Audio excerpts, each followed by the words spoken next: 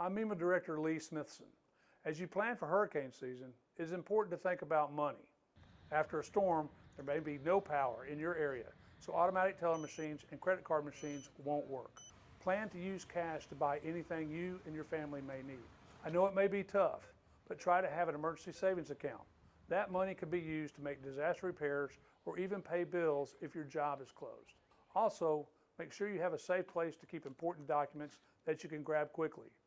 Things like your driver's license, passports, social security cards, birth certificates, and insurance policies. You will need these documents to apply for assistance. These simple steps will help keep you calm before, during, and after a hurricane or tropical storm. Be safe, be smart. Thank you.